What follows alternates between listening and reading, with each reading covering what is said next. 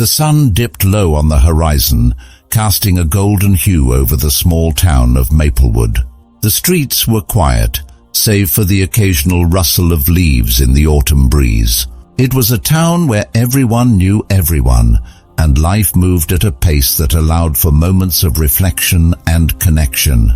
In the heart of this town lived a man named Thomas, a widower in his late 50s, who had spent the last few years of his life in solitude, his heart heavy with the weight of loss.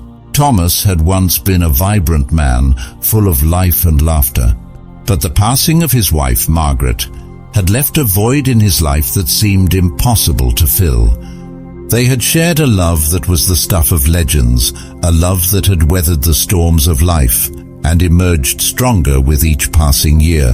But when Margaret succumbed to a sudden illness, Thomas found himself adrift, lost in a sea of grief that threatened to consume him. He had tried to move on, to find some semblance of normalcy, but the emptiness in his heart was a constant reminder of what he had lost. His days were spent in a monotonous routine: wake up, go to work at the local hardware store, come home, and sit in silence until sleep claimed him. It was a life devoid of joy, a life that Thomas had resigned himself to. But all of that changed one fateful afternoon. Thomas was walking home from work, his footsteps slow and deliberate, when he heard a faint whimper coming from the alleyway beside the old bakery. He paused, his curiosity piqued, and peered into the dimly lit space. There, huddled against the wall, was a small, scruffy dog. Its fur was matted and its ribs were visible beneath its thin frame. The dog looked up at Thomas with eyes that were filled with a mixture of fear and hope. For a moment, Thomas hesitated. He had never been much of a dog person. Margaret had always been the one who wanted a pet, but Thomas had been resistant, citing allergies and the mess that animals could make. But as he looked into the dog's eyes, something stirred within him, a feeling he hadn't experienced in a long time: compassion. He knelt down slowly, extending a hand towards the dog. "Hey there, little guy," he said softly. "What are you doing out here all alone?" The dog hesitated, then cautiously inched forward, sniffing Thomas's hand. After a moment, it licked his fingers, and Thomas felt a warmth spread through his chest. He knew then that he couldn't leave the dog there, alone and vulnerable. "Come on," he said, standing up. "Let's get you out of here." The dog followed him, its tail wagging tentatively. Thomas took it to the local vet, where it was given a thorough checkup. The vet estimated that the dog was about 2 years old and had likely been abandoned. It was a mixed breed, with a coat that was a patchwork of brown, black, and white. Despite its rough appearance, the vet assured Thomas that the dog was healthy, just malnourished and in need of some care. Thomas decided to take the dog home, at least temporarily. He wasn't sure what he was getting himself into, but he couldn't bear the thought of leaving the dog at a shelter. He named the dog Max, after his late father, who had always been a source of strength and wisdom in his life. At first, Max was shy and reserved, unsure of his new surroundings. But as the days turned into weeks, he began to come out of his shell. Thomas found himself looking forward to coming home, knowing that Max would be there to greet him with a wagging tail and a joyful bark. The house, once filled with silence, was now alive with the sounds of Max's playful antics. Thomas started taking Max on walks through the town, and soon the two became a familiar sight. The townsfolk would smile and wave as they passed, and Thomas found himself engaging in conversations with people he had barely spoken to in years. Max had a way of bringing people together, of breaking down the walls that Thomas had built around himself. But it wasn't just the townsfolk who noticed the change in Thomas. He could feel it too. The weight of his grief, while still present, had become more bearable.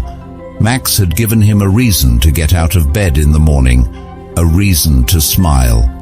The dog had become a source of comfort, a reminder that life, no matter how painful, was still worth living. One evening, as Thomas sat on the porch with Max by his side, he found himself reflecting on the journey they had taken together. He thought about the day he had found Max, scared and alone in that alleyway. He thought about the way Max had slowly but surely brought light back into his life. And he thought about Margaret, and how she would have loved Max. As the stars began to twinkle in the night sky, Thomas reached down and scratched Max behind the ears. "You know, Max," he said softly, "I think you were sent to me for a reason. You've given me something I thought I had lost forever, hope." Max looked up at him, his eyes filled with unconditional love. In that moment, Thomas realized that while he would always carry the memory of Margaret in his heart, he had also found a new kind of love, a love that was different, but no less profound. The bond between Thomas and Max was one that time couldn't erase. It was a bond forged in the fires of loss and loneliness, but strengthened by the power of love and companionship. And as they sat there together under the vast expanse of the night sky, Thomas knew that he was no longer alone. He had Max, and that was enough. Years passed, and Thomas and Max became inseparable. They continued their daily walks through Maplewood, their bond growing stronger with each passing day. Thomas found joy in the simple things, throwing a ball for Max in the park, sharing a quiet moment on the porch, or simply watching Max sleep by the fire. The townsfolk often remarked on how much Thomas had changed. He was no longer the man who walked with his head down, lost in his thoughts. He was a man who smiled, who laughed, who lived, and it was all thanks to Max. When Max eventually passed away, Thomas felt the familiar ache of loss once more. But this time, it was different. He knew that Max had lived a full and happy life, and that he had been loved until the very end. Thomas buried Max in the backyard, beneath the old oak tree where they had spent so many afternoons together. As he stood by the grave, Thomas felt a sense of peace. He knew that Max would always be with him, in his heart and in his memories, and he knew that the bond they had shared was one that could never be broken. Thomas continued to live his life, carrying the lessons Max had taught him, lessons of love, of resilience, of the importance of living in the moment. And though he would always miss Max, he was grateful for the time they had shared. For in the end, it wasn't the length of time that mattered, but the depth of the connection. And Thomas and Max had shared a connection that was as deep as the ocean, as vast as the sky, and as enduring as the stars.